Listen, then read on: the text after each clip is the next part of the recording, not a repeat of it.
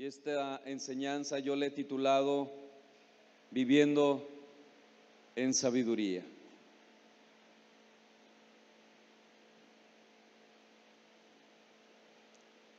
Oremos.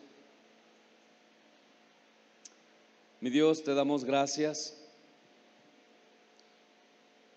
Antes y primero que todo, Señor, por nuestro glorioso, hermoso, maravilloso, precioso Salvador Jesucristo.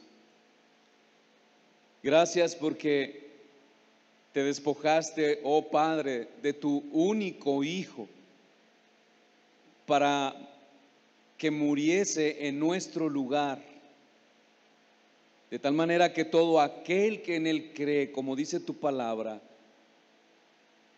tenga vida eterna. Gracias por Cristo, gracias por el Evangelio, gracias por tu palabra, Señor. Gracias porque hoy podemos, Señor, gozosos en nuestro corazón, externar la grandeza del Evangelio. Hemos experimentado tu poder, tu gracia, tu bondad, tu misericordia, tu fidelidad, tu amor. Hemos experimentado, Señor, todos los días tu misericordia. Gracias por Cristo. Gracias por tu amor, Señor. Por todas las cosas gloriosas que nos has mostrado. Gracias, Señor, porque hoy estamos aquí delante de ti. Y como dicen los teólogos, Señor, sabemos que al final, Señor, todos los que estamos en Cristo ganamos. Gracias, Señor. Anhelamos ese día. Queremos estar en tu presencia, mirarte cara a cara, Señor. Y si hemos, Señor, de obtener una corona, queremos ponerla a tus pies, porque el único Rey eres tú. Gracias, gracias Dios, gracias por Cristo, gracias por el Espíritu Santo. Habla a nuestros corazones, muéstranos, Señor, muéstranos lo que ahora somos en Cristo, que estemos conscientes de todo lo que implica estar en Cristo. Gracias, Señor, gracias por tu fidelidad. Queremos pedirte por nuestros hermanos que no pudieron estar en el día de hoy, este día. Queremos pedirte por tu gracia, por tu fidelidad para con ellos.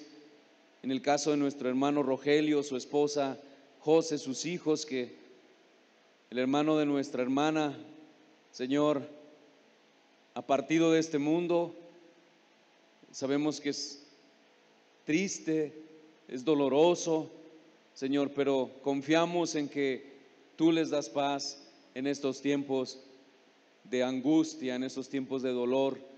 Señor, sabemos que tú tienes el control de todas las cosas. Dales la sabiduría, el amor, Señor, sobre todo, para que ellos puedan mostrar a Cristo, sus familiares puedan ver que somos tus hijos, Señor, que ellos te puedan representar fielmente en estos tiempos. Y aquellos que no pudieron venir por enfermedad, por dolor o por cualquier otra razón, te pedimos que tú, Señor, les sostengas, les bendigas, que sea tu gracia en ellos, Señor, y con ellos siempre. Gracias, gracias, Señor. Habla nuestras vidas, lo necesitamos. En el nombre de Jesús. Amén. Antes de comenzar esta enseñanza, quiero que pienses en este cuadro. Imagínate que nosotros vemos en esta pantalla que tenemos aquí atrás de mí,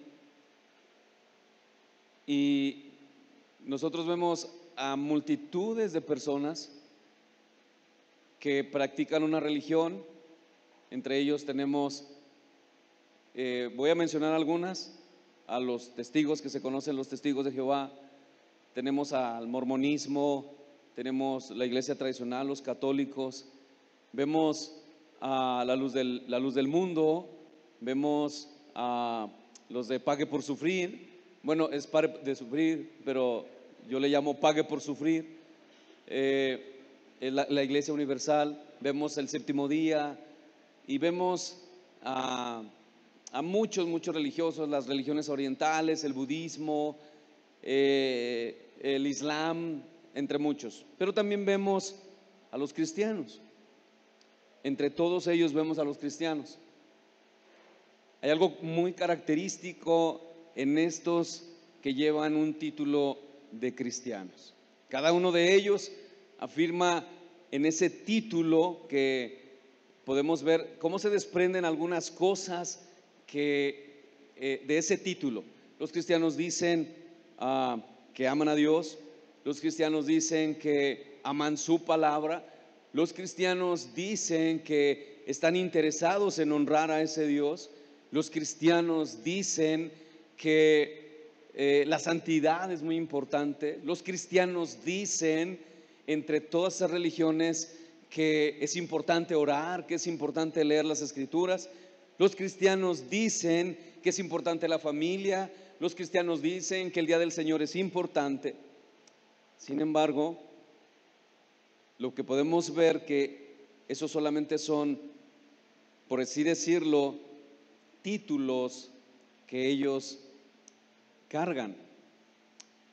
Podemos ver que en medio de todos estos hombres, personas que representan una religión, los cristianos corren con el mismo desenfreno. Los cristianos no oran a Dios cuando ellos afirman decir que la oración es muy importante. Los cristianos dejan de congregarse de manera regular. Los cristianos no viven en santidad.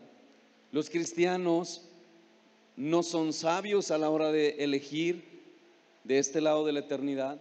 Los cristianos que afirman decir amar a Dios con sus hechos es exactamente lo mismo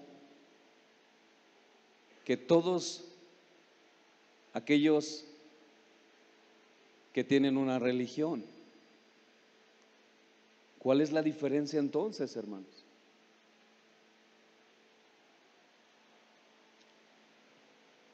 Es una tragedia que el mundo no encuentre una esperanza. Pablo dice que la iglesia es columna y baluarte de la verdad.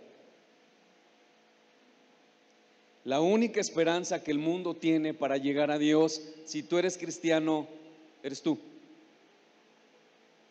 No son los testigos, no es el mormonismo, no es ninguna otra religión, es Cristo. Y si tú eres cristiano, Cristo está en ti. Por lo tanto, la única esperanza que el hombre perdido tiene para llegar al cielo, para llegar a Cristo, para llegar a Dios, eres tú. Y yo no sé si en este cuadro que yo acabo de pintar, por así decirlo, tú te hayas identificado. Y con eso en mente, hermanos, vamos a pasar a nuestra enseñanza. Vamos a leer Efesios capítulo 5, versículos del 8 al 17. Nuestra enseñanza estará basada solo en los versículos del 15 al 17. Y el tema de nuestra enseñanza, no sé si ya lo dije, pero es viviendo en sabiduría. Viviendo en sabiduría. Efesios 5, 8. Dice, porque en otro tiempo erais tinieblas, mas ahora sois luz en el Señor. Andad como hijos de luz, porque el fruto del Espíritu es en toda bondad, justicia y verdad, comprobando lo que es agradable al Señor. Y no participéis en las obras infructuosas de las tinieblas, sino más bien reprenderlas, porque vergonzoso es aún hablar de lo que ellos hacen en secreto.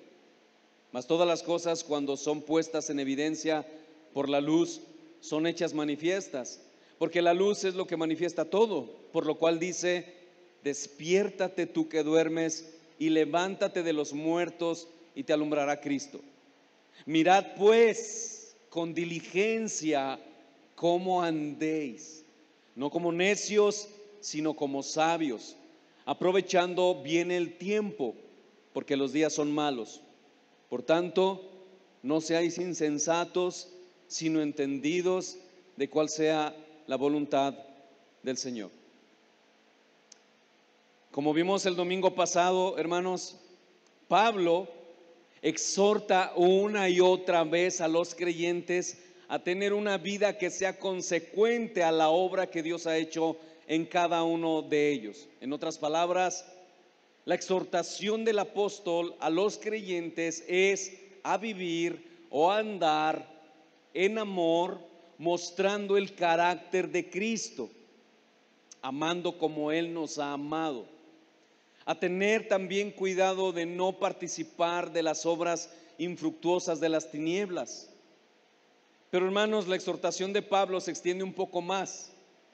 Y es que no solo no debemos participar de esas obras infructuosas, sino que debemos reprenderlas, dice Pablo. Ahora, ¿cómo hacemos eso? El domingo pasado decíamos que las denunciamos cuando nosotros hablamos con nuestra boca, las podemos denunciar con nuestra boca, pero también a través de nuestra vida, siendo luz,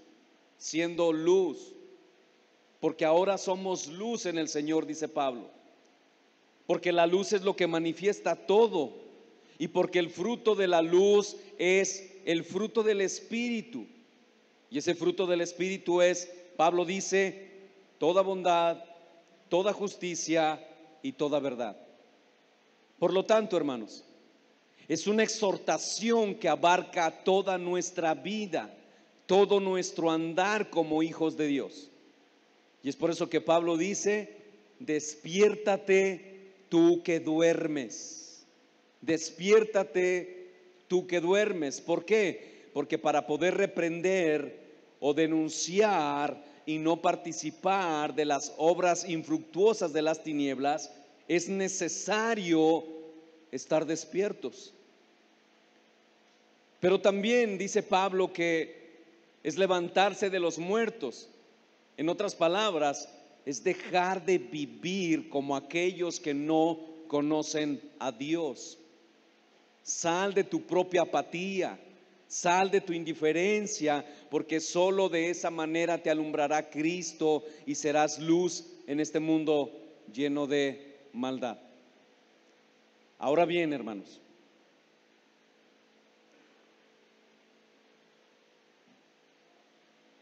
no sé si me pudieran apagar el ventilador de atrás. Yo sé que hace un poco de calor, pero se me seca tanto la garganta que ya después no sé qué hacer.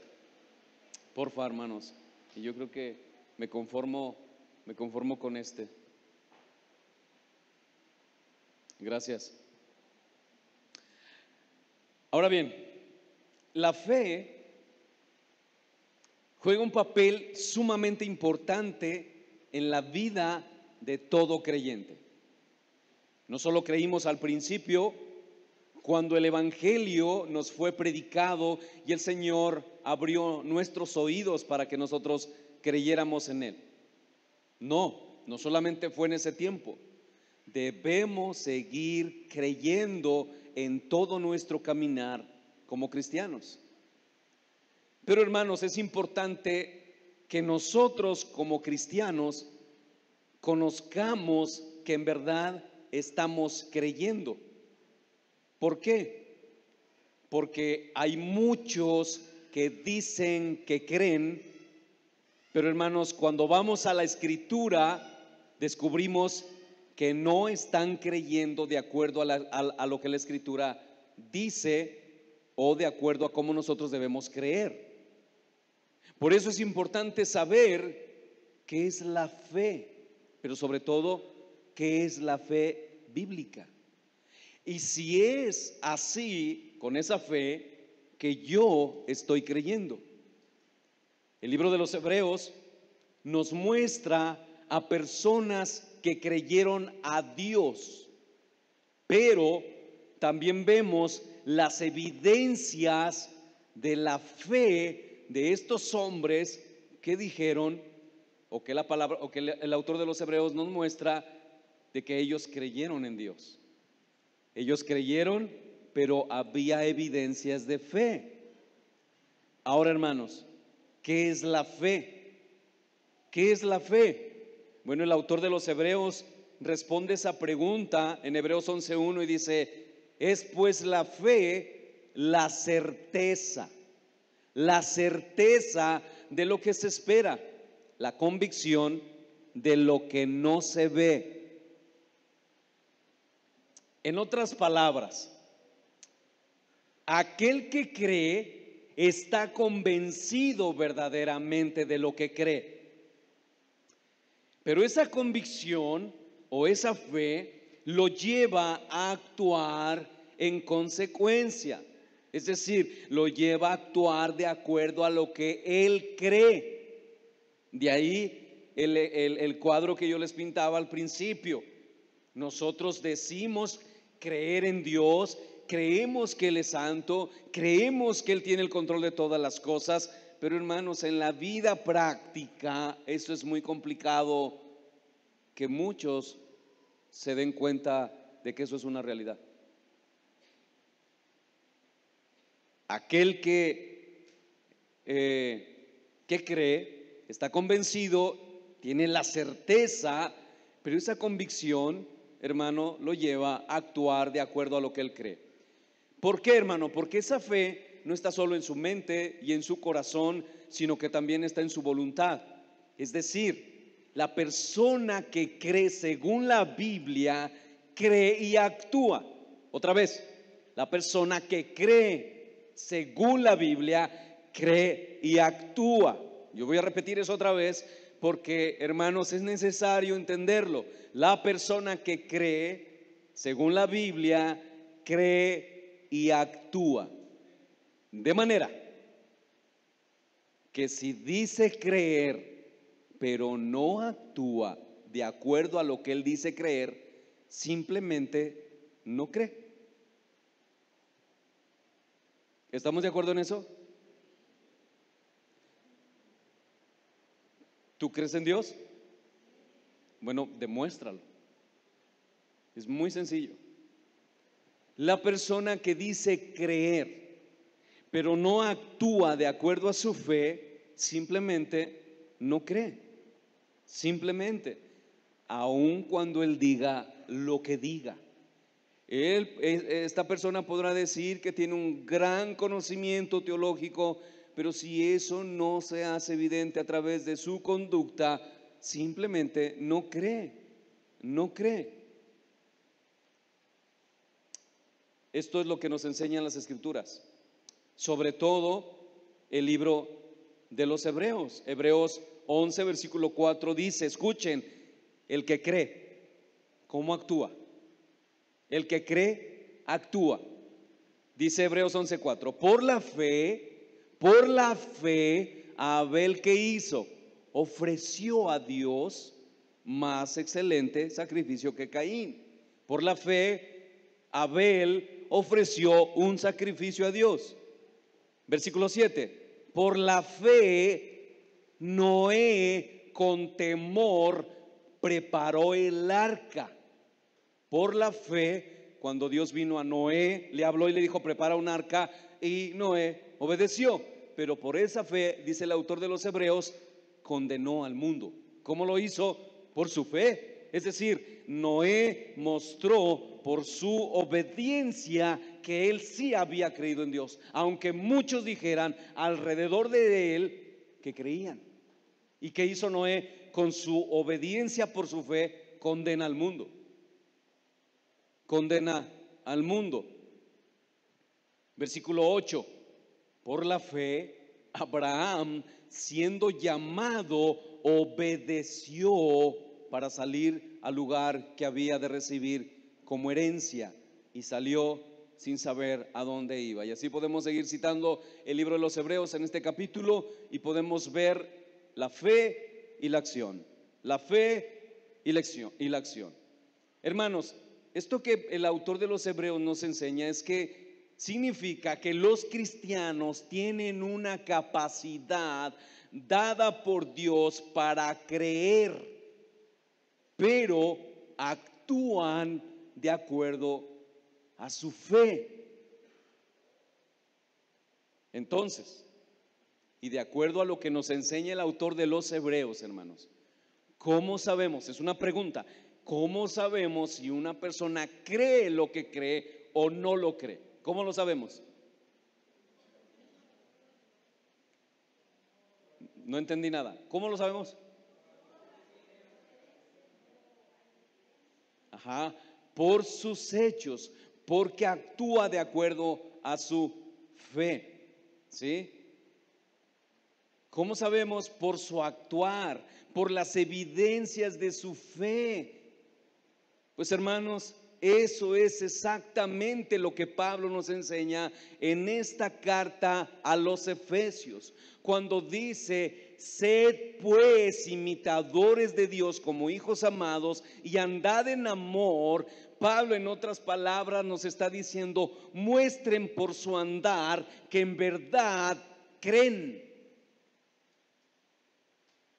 Muestren por su andar que en verdad creen. Porque esta palabra andar, hermano, andar, esta palabra propone una acción que es consecuente a lo que cree y que es completamente distinta a las acciones de aquellos que no son creyentes. El que cree es distinto, el que cree en Dios es distinto por esencia, porque Dios ha obrado una obra poderosa en él. Por eso el cristiano es distinto. Cree, actúa. Cree, actúa. Ahora, si la persona dice creer en Dios, pero no actúa de acuerdo a su fe, hermano, nosotros debemos decir con mucho amor y con mucha misericordia que esta persona no cree.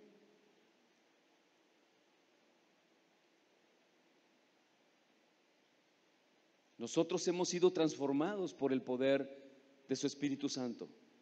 Y esa es la razón de por qué Pablo dice en Efesios 4:1: yo pues, preso en el Señor, os ruego que andéis. ¿Qué propone esta palabra andar? Acciones, vida, una vida distinta.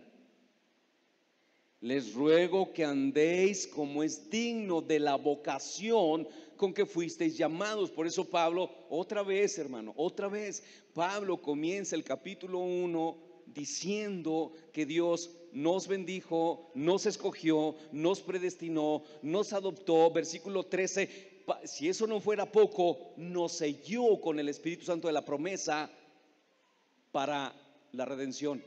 Hasta la redención adquirida, dice, de la posesión adquirida. ¿Cuál posesión adquirida? Nosotros, Él nos poseyó a nosotros.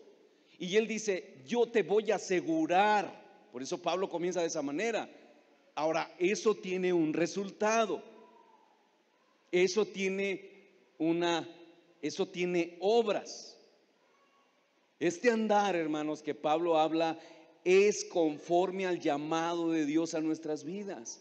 Y es por ese llamado que ahora nosotros podemos vivir como creyentes y no como incrédulos. Es por ese llamado que ahora nosotros vivimos o somos luz, no tinieblas.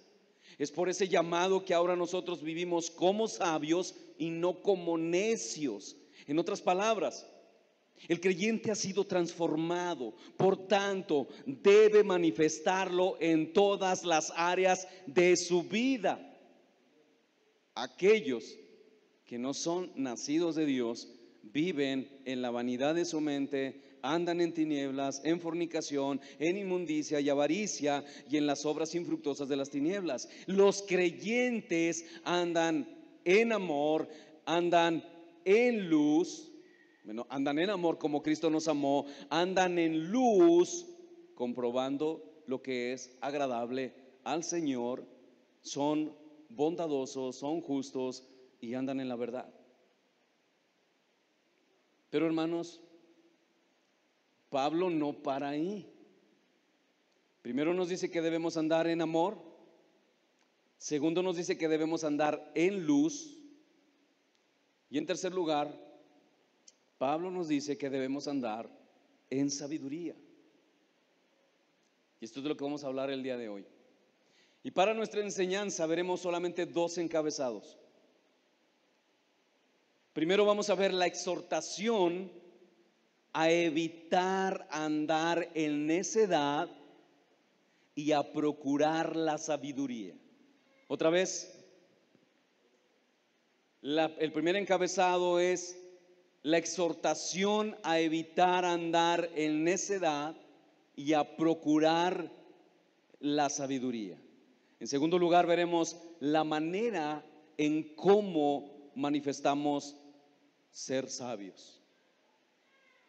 Veamos nuestro primer encabezado: la exhortación a evitar andar en necedad y procurar la sabiduría. Efesios 5, versículo 15, dice Pablo: mirad pues con diligencia cómo andéis, no como necios, sino como sabios. Hermanos, la sabiduría es el enfoque de la exhortación del apóstol Pablo, porque los creyentes deben andar como sabios y no como necios. El propósito de la exhortación del apóstol Pablo consiste en llamar su atención, la atención de los creyentes, sobre todo a aquello que tiene que ver con la voluntad de Dios, pero mostrando al mismo tiempo que Dios no solo nos pide obedecer su voluntad, sino que Dios nos da la capacidad de alcanzar ese propósito de obedecer su voluntad. Dios no solamente te llama a ser obediente, a ser sabio, Dios te da la capacidad de ser sabio. Pero hermanos, ¿eso vendrá de una manera fortuita? ¿Será una cosa así como que es mágica? Yo me encierro 5 horas, estoy orando y ya salgo la persona más sabia del mundo. No, eso no funciona así. Pablo llama nuestra atención a obedecer a Dios, mostrándonos al mismo tiempo que Dios nos ha dado la capacidad de alcanzar ese propósito. Ahora noten, hermanos, que Pablo comienza con una llamada de atención. Pablo dice que debemos ser diligentes. Pablo dice: mirad pues con diligencia. Diligencia. Eso significa: tengan mucho cuidado. En otras palabras, fíjense bien, piensen, por así decirlo. Aquí parece que Pablo tiene en mente los ojos del intelecto. El cristiano debe de ser muy cuidadoso y sensato en cuanto a su comportamiento. ¿Por qué, hermano? Porque la vida santa requiere sabiduría. La vida santa requiere responsabilidad. La vida santa requiere prudencia. La vida santa requiere sensibilidad. Esta vida santa se contrasta con la vida de los imprudentes, es decir, los que son necios, que no se comportan con sabiduría ni con responsabilidad.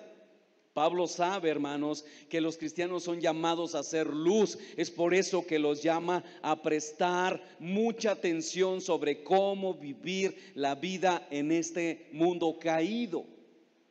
Piensa, Pablo dice: fíjense bien cómo deben vivir, cómo hablas, cómo actúas, cómo te comportas. Fíjate bien, sé diligente, dice Pablo.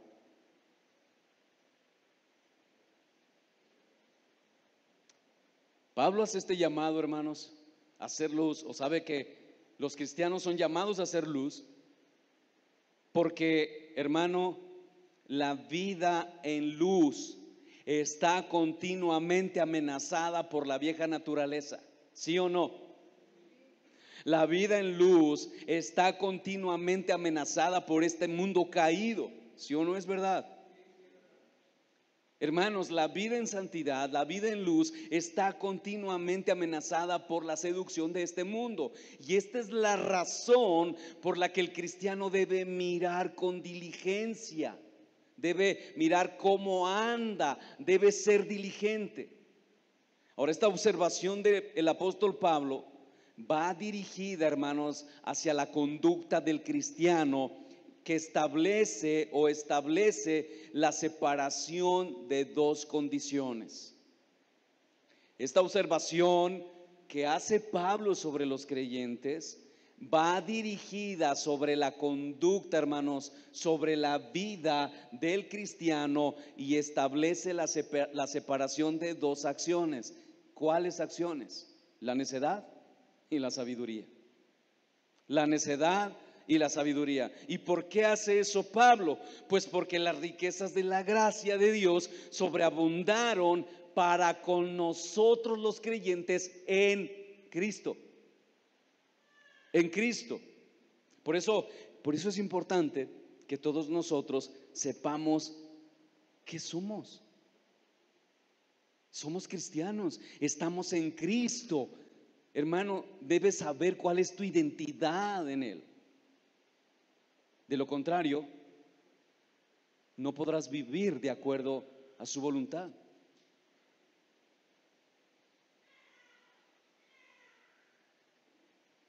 Voy a repetir esto otra vez. ¿Por qué Pablo dice esto? Porque las riquezas de la gracia de Dios sobreabundaron para con los creyentes en Cristo. Efesios 1:7 lo dice ahí.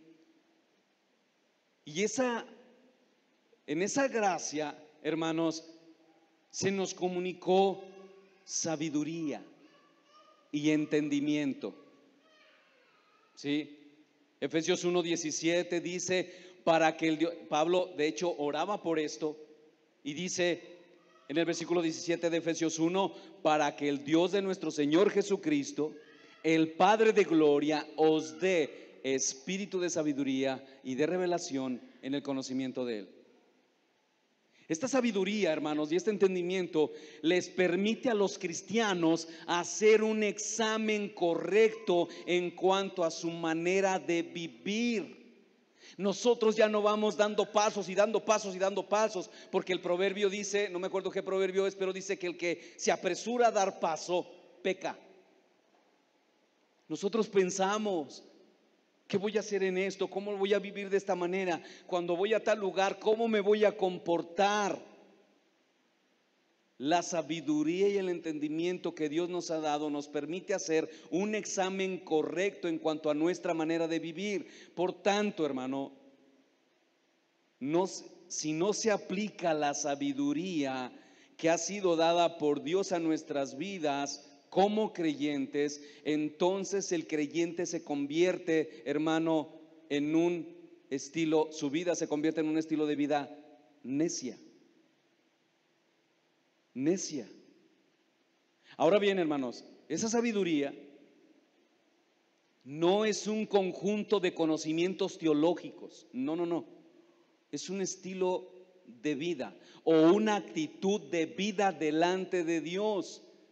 Pero, hermanos, tampoco la necedad, como antónimo, como Pablo la presenta aquí, de sabiduría, no es la ausencia de conocimiento teológico, sino un comportamiento de vida equivocado con relación a Dios. Es decir, hermanos, nosotros tenemos un entendimiento equivocado de quién es Dios y por lo tanto vivimos de esa manera. No alcanzamos a entender que Dios es santo, por ejemplo. Y entonces, en consecuencia a eso, nosotros vivimos como mejor nos parece.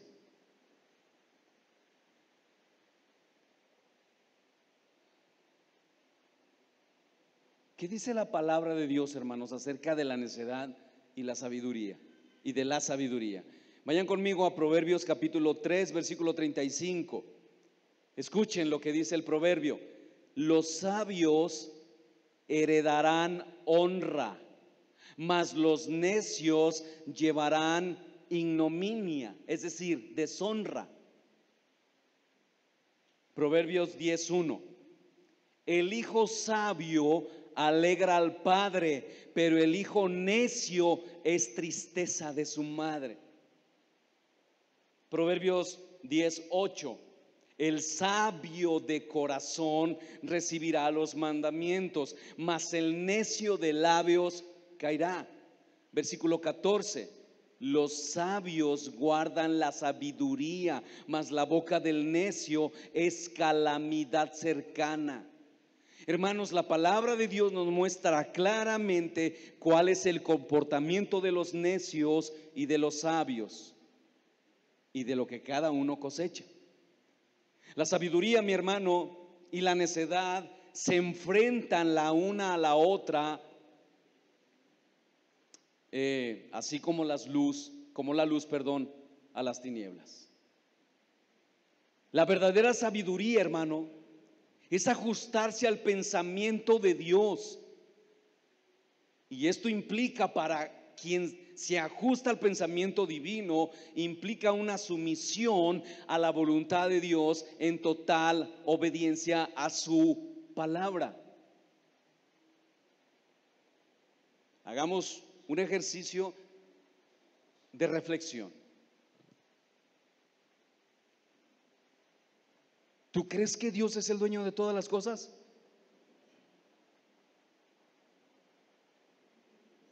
¿Sí o no? Mire lo que dijo Jesús en el contexto de nuestras necesidades, de las necesidades más urgentes. No os afanéis por el día de mañana, que habéis de comer, que habéis de vestir. Y ustedes ya conocen el texto y se lo saben de memoria.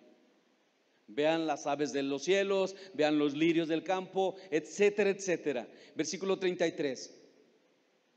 Busquen primeramente el reino de Dios y su justicia, y yo les prometo que todo lo demás vendrá por añadidura.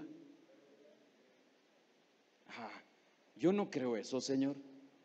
No.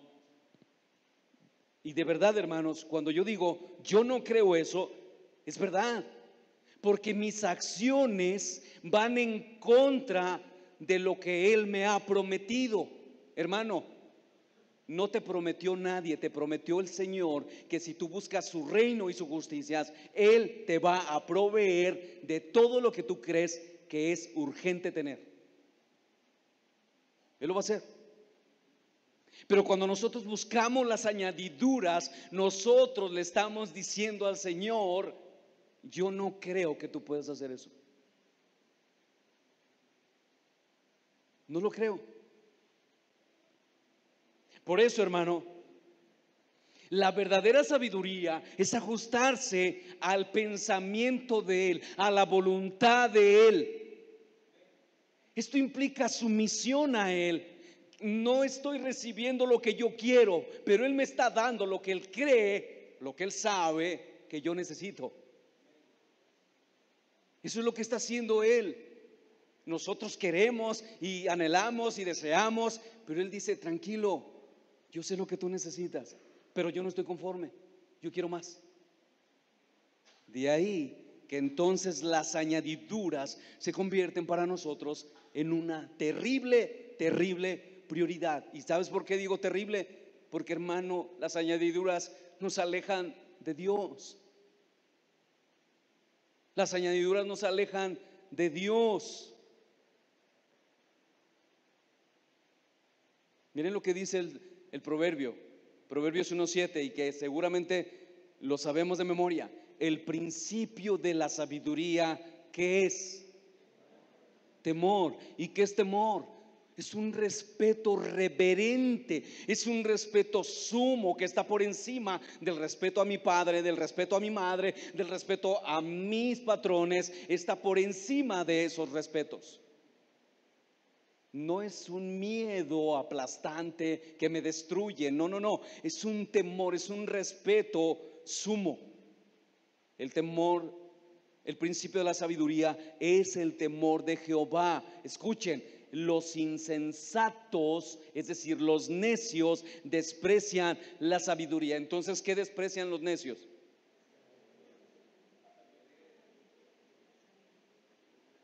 Desprecian la voluntad de Dios. Desprecian la voluntad de Dios. Por lo tanto, hermano, cualquiera que no se somete, escuche esto, de manera incondicional a la voluntad de Dios, está viviendo como necio, porque la necedad es el desprecio por la persona de Dios. Y ahora escuche esto, la necedad también es la autoexaltación del hombre. Desprecias a Dios y eso no viene solo, hermano. Terminarás exaltándote a ti mismo. Miren lo que dice la Escritura, Romanos capítulo 1, versículo 22 y 23. Profesando ser sabios, se hicieron necios. ¿Y cómo se evidencia esa necedad? Dice Pablo en el versículo 26, 23, porque cambiaron la gloria de Dios incorruptible en semejanza de imagen de hombre corruptible. ¿Qué hizo el hombre? Dejó de exaltar a Dios, dejó de honrar a Dios, de someterse a Dios y terminó exaltándose a sí mismo. Eso es lo que dice Pablo. Ahora escuchen, hermanos, cómo describe el Salmo 14:1 al necio. Dice el necio en su corazón: no hay Dios. No hay Dios. Se han corrompido, hacen obras abominables. No hay quien haga el bien. Hermano, el necio es aquel que vive como si no hubiese Dios. El necio cierra sus ojos ante la evidencia de que hay un Dios, porque no quiere reconocer la autoridad de ese Dios y que dependemos de Él en todo. Romanos 1:21 dice: pues habiendo conocido a Dios, noten, hermanos, que hay un grado de ignorancia en el hombre, pero Pablo afirma que el hombre, habiendo conocido a Dios, no le glorificaron como a Dios ni le dieron gracias, sino que se envanecieron en sus razonamientos y su necio corazón fue entenebrecido. Mi hermano, el hombre es tan necio que, viendo el diseño de la creación y sabiendo que hay un diseñador detrás de este diseño, prefiere cerrar sus ojos a tal evidencia. Así como los cristianos cerramos nuestros ojos a la promesa de Jesús de: yo te prometo que yo te voy a suplir todo lo que tú necesitas si tú me buscas primero a mí.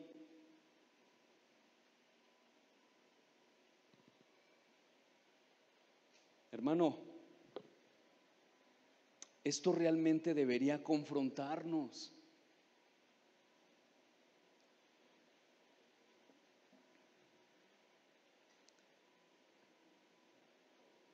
Imagínate que viene tu hijo. ¿Cuántos tienen hijos? Bueno, me van a entender. Y te dice: papá, mamá, tengo hambre. ¿Ok? Y le sirves el plato a la mesa. Y luego viene otra vez y te dice: papá, mamá, tengo hambre. Y tú le dices: el plato está servido. Y luego viene otra vez y te dice: mamá, papá, tengo hambre. Y el plato está servido. Y empiezas a entrar en impaciencia. ¿Te ha pasado? Si eres buena onda, vas a tener paciencia. Si no, lo vas a agarrar de la oreja y lo vas a sentar. ¿A quién le ha pasado eso? Bueno, ¿a qué hijo le ha pasado eso?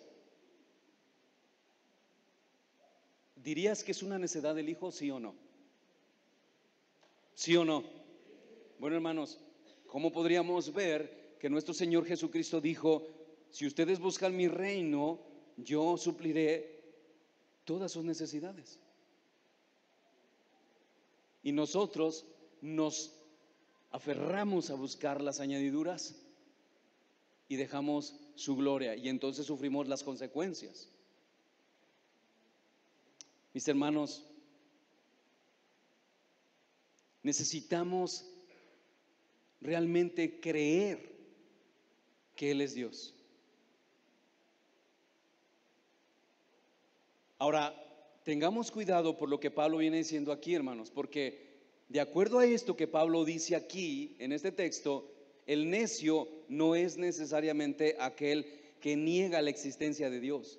El necio es aquel que, aunque sabe que hay Dios, no toma en cuenta a Dios para vivir su vida. Voy a repetirlo otra vez. El necio no es necesariamente aquel que niega la existencia de Dios, sino que el necio es aquel que, sabiendo que hay Dios, no toma en cuenta a Dios para vivir su vida. Eso es necedad. Eso es necedad.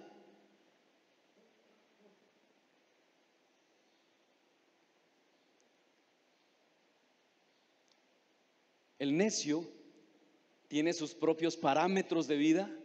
El necio tiene su propio Dios con D minúscula, porque el necio es gobernado por sus propios deseos, rechazando el consejo.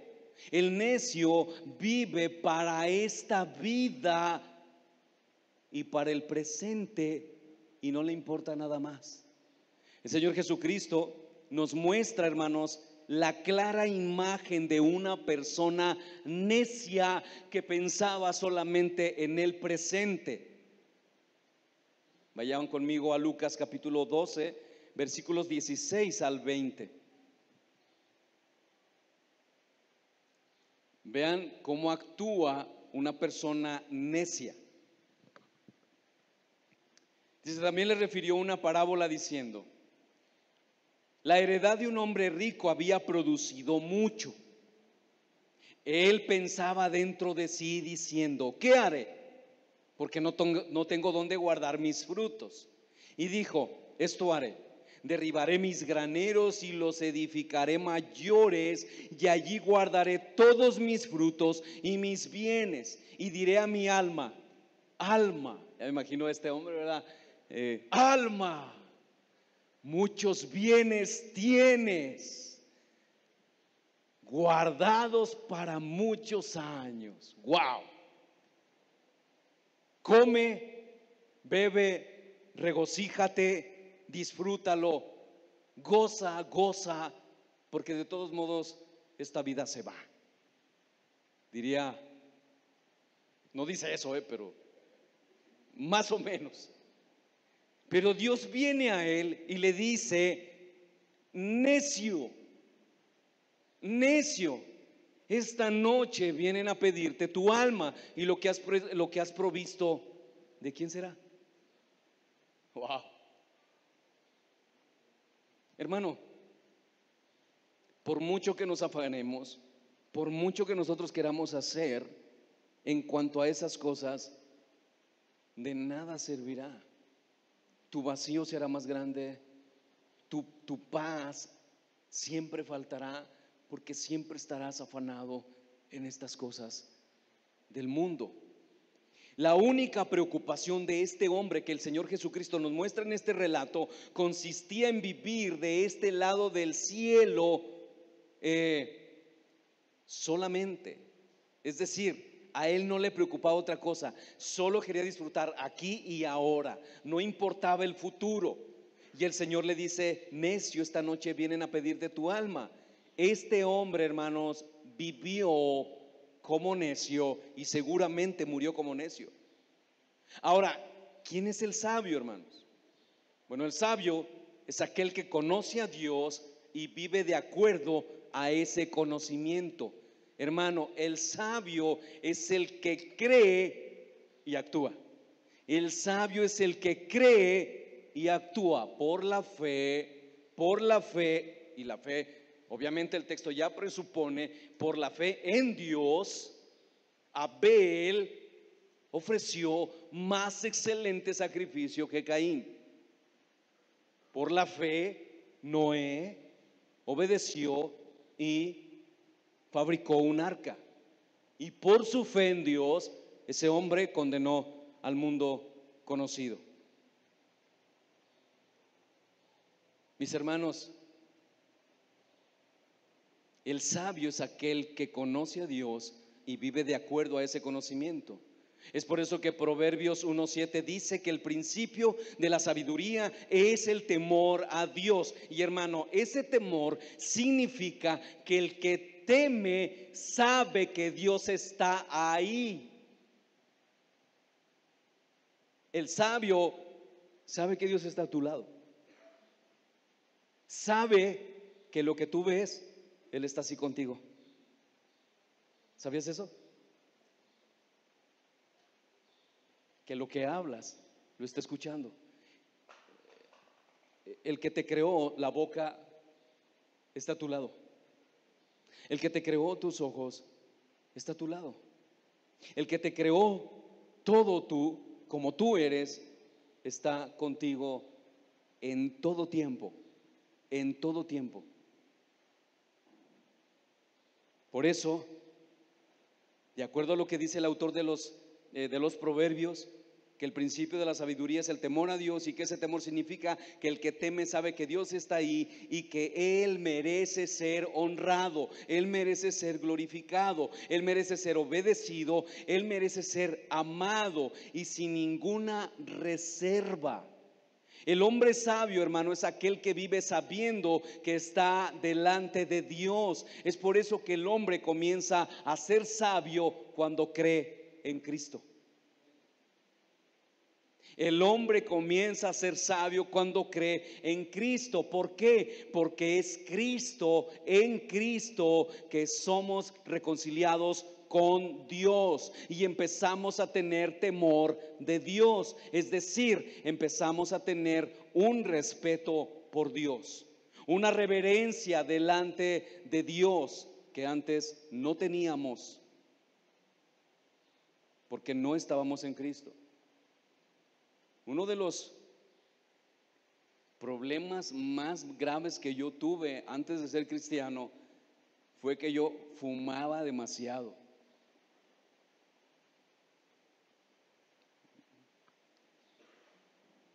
Y yo me despertaba y lo primero que hacía era prender un cigarro. Para todo era fumar. Hermanos, Dios sabe que yo no estoy mintiendo. Cuando yo conocí a Jesús, yo hice muchos métodos. Me puse una liga y cada vez que se me antojaba un cigarro me daba un ligazo. No, preferí quitármela.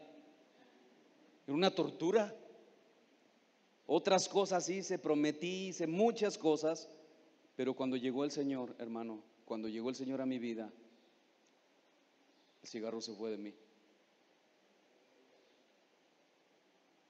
Por la gracia de Él. Mis hermanos, en Cristo están escondidos todos los tesoros de la sabiduría. En Él empezamos a vivir en sabiduría.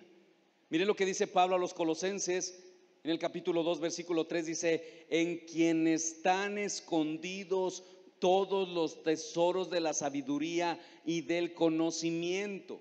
Hermanos, los cristianos ahora podemos vivir en sabiduría porque somos luz y porque nuestros ojos han sido abiertos por Él. Ahora tenemos un entendimiento que antes no teníamos. Por lo tanto, la exhortación de Pablo es a que seamos consecuentes con lo que somos ahora. ¿Y qué somos?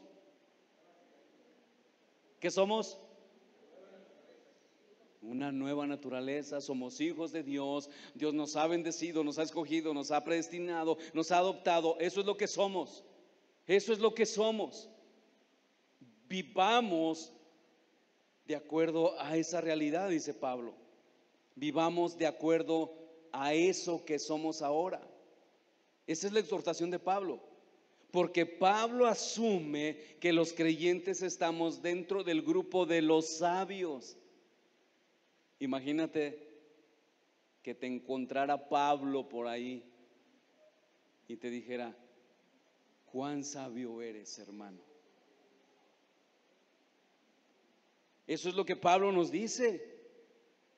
Y esa sabiduría, hermanos, como he dicho ya, no consiste en tener mucho conocimiento, sino en vivir de acuerdo a eso que sabemos que somos, hermano, que es una persona nueva.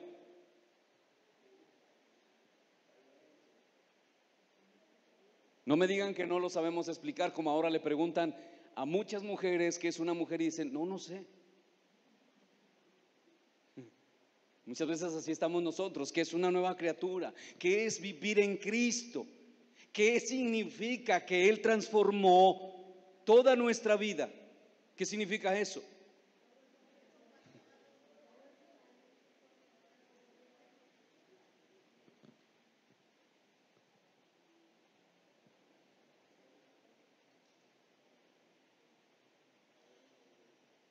Hermanos, la sabiduría no consiste en poseer mucho conocimiento. Déjame hacerte un ejemplo de esto. ¿Tú sabes que mentir es pecado? Dime que se necesita teología para saber ¿qué significa eso? Y voy a sacar la palabra en griego, hebreo y todo eso para ya no mentir. No, dejamos de mentir, sencillo. ¿Murmurar es pecado? ¿Qué debemos entonces hacer? Dejar de murmurar. Y así podemos ir. Si lo llevamos en ese plano, cualquier palabra o cualquier cosa que tú sabes que es pecado, simplemente déjala de hacer. Es todo lo que necesitamos. En otras palabras, hermanos, la sabiduría es saber aplicar el conocimiento que tenemos, sea poco o sea mucho. Ahora, ¿cómo manifestamos esta sabiduría? Y esto nos lleva a nuestro segundo encabezado.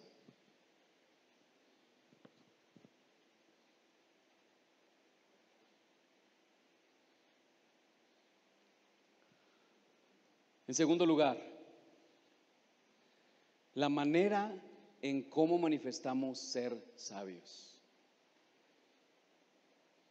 Efesios capítulo 5, versículo 16. Dice Pablo: ¿cómo manifestamos? Si regresamos al versículo 1, ¿cómo manifestamos el amor? Perdonándonos unos a otros, andando en amor. ¿Cómo manifestamos ser luz? Reprendiendo las obras de las tinieblas, no participar de ellas. Y ahora, ¿cómo manifestamos que andamos en sabiduría o que somos sabios? Pablo dice, versículo 16, aprovechando bien el tiempo. Y hermanos, bueno, no me voy a adelantar porque esto es muy duro.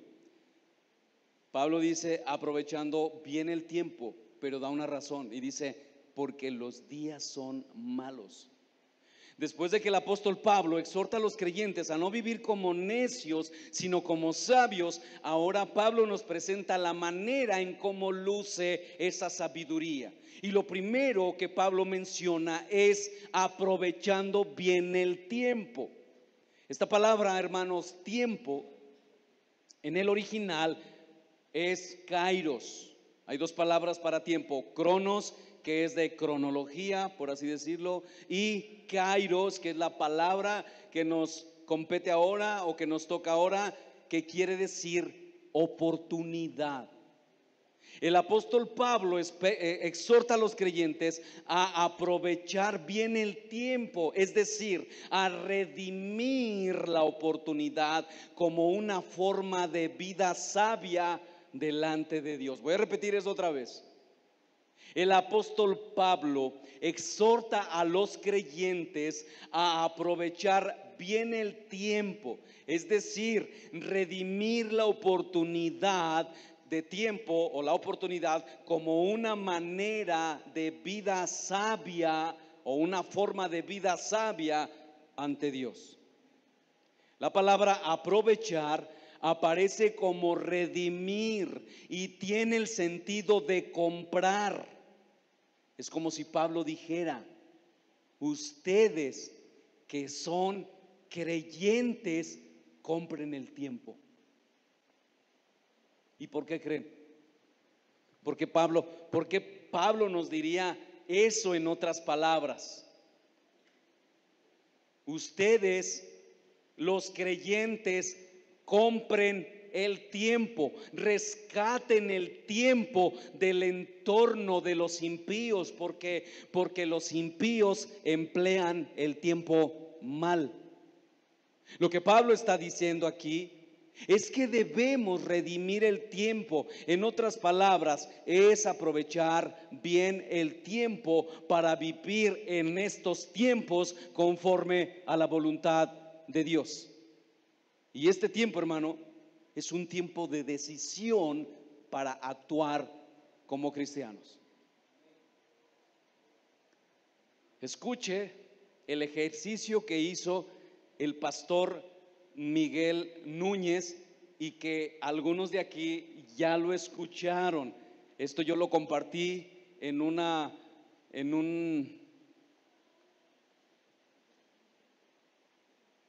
se me fue el avión. Eso me pasa a menudo.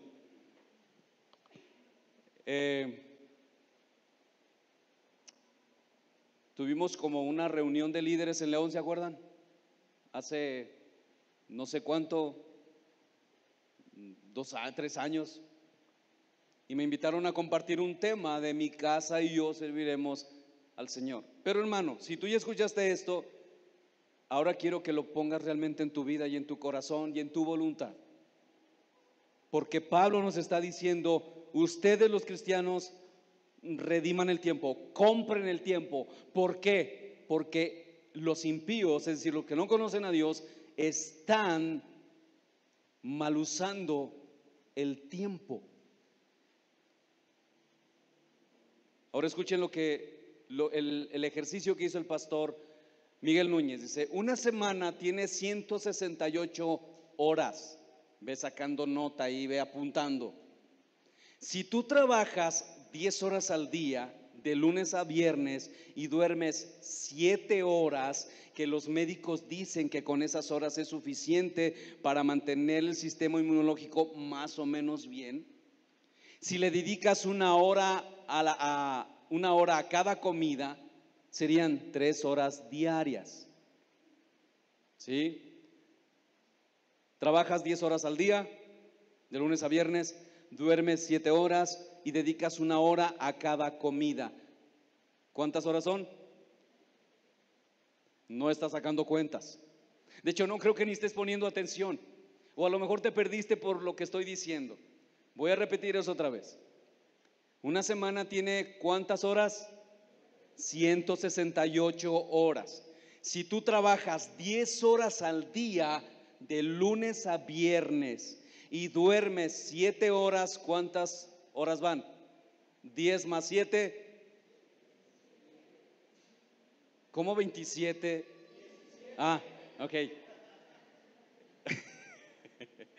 10 horas al día, de lunes a viernes, duermes 7 horas, que los médicos dicen que con esas horas son suficientes para mantener el sistema inmunológico más o menos bien.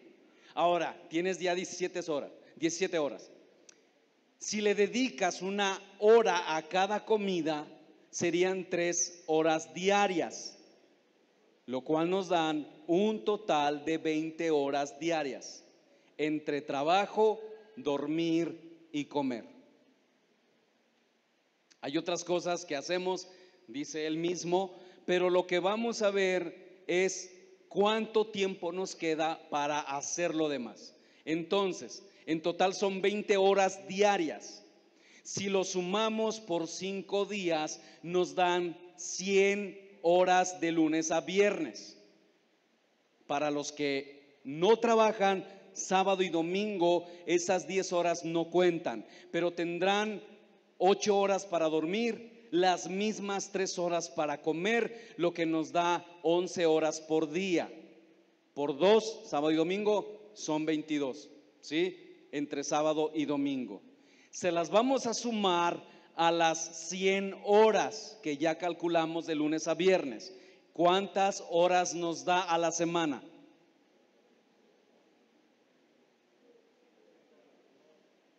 120. Como que están haciendo, ¿les cuesta mucho hacer cuentas? 122 horas, ¿sí? Ahora, esas 122 horas se las vamos a restar a las 168 horas que tiene la semana y nos da un total de 46 horas libres. Wow, cuando yo estaba recordando esto y dije, Señor, por favor, perdónanos. De verdad, hermano, porque el tiempo es oro para nosotros. Es un tesoro el tiempo. 46 horas libres.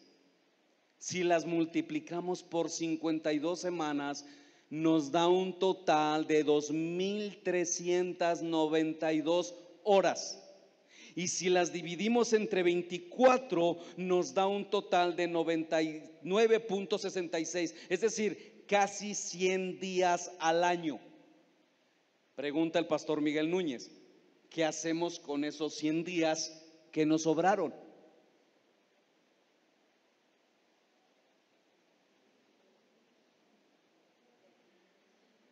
¿A dónde te haces, hermano? Ni modo que me digas que tienes 3 turnos. O sea, ¿a dónde nos hacemos? De verdad, hermano. Estamos hablando de la sabiduría, de la cual Pablo nos viene diciendo que debemos hacer ¿qué? ¿Cómo se manifiesta la sabiduría?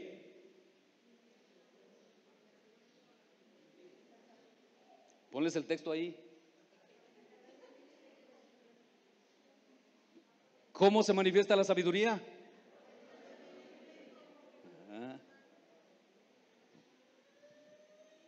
Entonces, hermano, cuando analizamos todo esto, el problema no es tiempo. El problema son prioridades que nos llevan precisamente a desperdiciar el tiempo. Cuando nosotros, hermanos, no determinamos usar bien el tiempo en el orden que Dios establece, las prioridades casi siempre son de esta manera. El hombre está primero, segundo el trabajo, tercero la familia, y Dios solo está en primer lugar aquí. Y dime si es mentira eso. ¿Dónde está Dios? En todas nuestras prioridades, ¿dónde está Dios? Si somos un poco condescendientes, podríamos decir que en cuarto lugar. Pero no, hermanos, esto es más serio. Dios está en primer lugar solo aquí. Y si volvemos al principio de Mateo capítulo 6, versículo 33, hermanos, ¿qué queda de nosotros? Buscad primeramente el reino de Dios y su justicia. Mis hermanos, el hombre está primero, en segundo lugar el trabajo, en tercer lugar la familia, y Dios solamente en nuestro entendimiento. Pero mi hermano, en la práctica esto no es así. Y esto va a generar problemas, frustraciones, iras, problemas en la familia, en el matrimonio y en nuestro servicio a la iglesia. Ahora, hermano, ¿no es verdad que algo con lo que nosotros batallamos mucho es en aprovechar bien el tiempo? ¿No es verdad eso, hermano? Bueno, Pablo dice que hay un tiempo de oportunidad que Dios nos ha dado y que debemos aprovechar. Esa oportunidad, hermano, podemos decir que es el tiempo que Dios nos da de manera activa. Eso quiere decir, hermano, o quiero decir con esto que el no aprovechar bien el tiempo es una insensatez, es una necedad, es falta de sabiduría, porque todos nosotros sabemos que tiempo perdido ya no lo podemos recuperar. Si ayer no oraste, si no estudiaste la palabra, no meditaste en ella, no hiciste las cosas que debías hacer, ese tiempo ya se fue, ya no regresará. Esto es muy importante, hermanos, porque la forma en como nosotros ordenamos nuestro tiempo es nuestra vida. Así es como nuestra vida va quedando ordenada. Ahora, piensa en esto. Si te hicieran una auditoría del tiempo, ¿cuáles serían los resultados, hermano? ¿Estarías tranquilo si alguien llegara a hacerte una auditoría de tu tiempo? ¿Cómo lo administras? ¿Cómo lo aprovechas? ¿En qué pasas más tiempo? Mayor aún, ¿cómo una persona que es luz en el Señor podría decir, podrían decir los demás que esa persona que dice ser luz y que es sabia está redimiendo el tiempo para la gloria de Dios? ¿Tú podrías ser luz en ese sentido para tus hermanos? Mis hermanos, cada día Dios presenta oportunidades de hacer bien y mostrar todos en nuestra vida la realidad de ser hijos de luz. Hay muchos pecados que mortificar y muchas virtudes que desarrollar, y el tiempo, hermano, es un tesoro y debe de ser utilizado sabiamente. El creyente debe ordenar bien su vida, aprovechando toda oportunidad para hacer luz. Y Pablo, hermanos, también nos presenta una razón para redimir el tiempo, y él dice: porque los días son malos. Hermanos, los días de nuestra época están bajo la influencia de Satanás. Sabemos que somos de Dios y el mundo entero está bajo el maligno, dice Pablo. Sabemos que somos de Dios y el mundo está en Primera Juan 5:19 dice: sabemos que somos de Dios y el mundo entero está bajo el maligno. Hermano, vivimos en tiempos peligrosos. Los días están gobernados por la influencia del mal. Los días son malos, no son malos en sí mismos, sino porque están siendo influenciados por el diablo y por las huestes espirituales de maldad. Los días, hermanos, en los cuales nosotros vivimos están bajo el reino de las tinieblas, están controlados por el Dios de este siglo.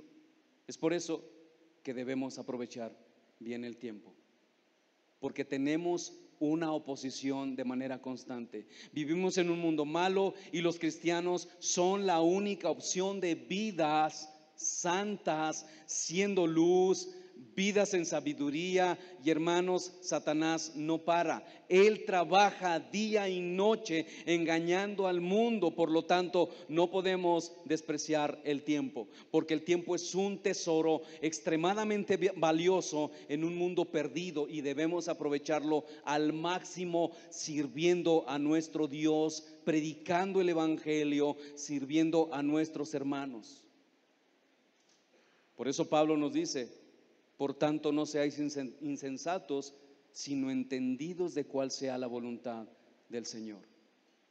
Hermano, Pablo vuelve a hacer un contraste entre la necedad y la sabiduría. El secreto para utilizar bien el tiempo está en conocer continuamente cuál es la voluntad de Dios para nuestras vidas, o en general, es aprovechar bien el tiempo. Y aprovechar bien el tiempo, hermano, es necesario entender las demandas concretas para nosotros en estos tiempos malos. ¿Qué es lo que Dios demanda de nosotros? ¿Cómo debemos vivir? Cuando el cristiano entiende cuál es la voluntad de Dios, el cristiano actúa con sabiduría. Es por eso que Pablo dice: mis hermanos, no se hagan insensatos, aprendan a entender cuál es la voluntad de Dios. Un comentarista dice: la insensatez en el creyente es preguntar continuamente cuál es la voluntad de Dios para su vida, de tal manera que esa persona, aunque pregunta y pregunta, no avanza y vive fuera de la voluntad de Dios, porque para él no está claro cuál sea la voluntad de Dios para su vida. Fin de la cita. Hermano, es necesario entender cuál es la voluntad de Dios, porque esa es la verdadera sabiduría. Y yo quiero terminar con esto. Dice Pablo, en los Proverbios 1:7 dice: el principio de la sabiduría es el temor a Dios. Los insensatos desprecian la sabiduría y la enseñanza. ¿Qué hace un insensato, hermano? Desprecia la sabiduría. ¿Sí? Y mis hermanos, la sabiduría de Dios, despreciar la sabiduría de Dios es una insensatez. Veamos algunos textos que nos ayudan a comprender, y con esto voy a terminar, cuál es la voluntad de Dios. Primera de Tesalonicenses 4:3. Vemos la voluntad de Dios en nuestra santificación. Dice: pues la voluntad de Dios es vuestra santificación, que os apartéis de fornicación. La voluntad de Dios es que el creyente viva con gratitud. Primera de Tesalonicenses 5:18. Dad gracias a Dios en todo, porque esta es la voluntad de Dios. La voluntad de Dios es que el creyente viva en toda buena obra haciendo su voluntad. Hebreos 13:20 y 21. Y el Dios de paz, que resucitó de los muertos a nuestro Señor Jesucristo, el gran pastor de las ovejas, por la sangre del pacto eterno, os haga aptos en toda obra buena, para que hagáis su voluntad.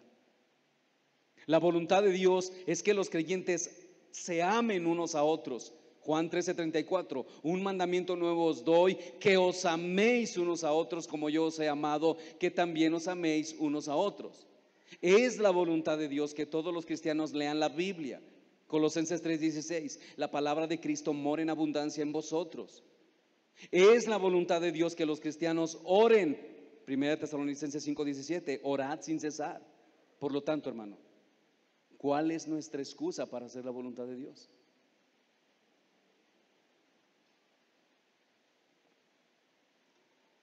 Pónganse de pie, hermanos, y oremos.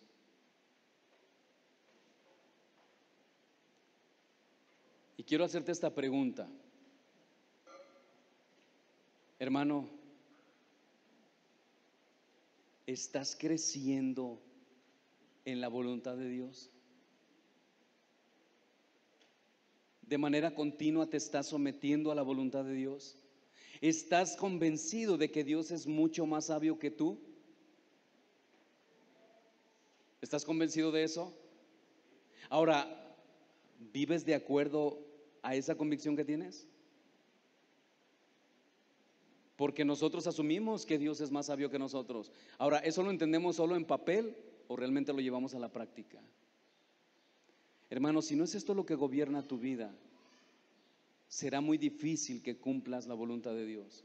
Los cristianos piensan, los cristianos meditan, los cristianos reflexionan en cuál es la voluntad de Dios antes de tomar una decisión, y buscan el consejo de aquellos que son más sabios y aprovechan bien el tiempo. Si tú no estás viviendo de acuerdo a eso, Dios quiere que tú lo hagas, y necesitas volver a Él, refugiarte en la gracia y decir: Señor, ayúdame a vivir para tu voluntad. Ayúdame a ser sabio en estos tiempos. Mi Dios, te damos gracias por tu misericordia. Reconocemos que no hemos sido sabios, Señor. Aún cuando nosotros, como predicadores, pastores y maestros, nos dedicamos el tiempo a estudiar tu palabra, nos dedicamos el tiempo, Señor, para meditar en tu palabra, muchas veces, Señor, hemos errado. Lo digo por mí, Señor. Muchas veces he tenido que hacer ajustes continuamente, porque me doy cuenta, Señor, que no he estado aprovechando bien el tiempo. Ayúdanos como iglesia a aprovechar bien el tiempo. Gracias, mi Dios, por tu misericordia y por tu fidelidad. Gracias en el nombre de Jesús. Amén.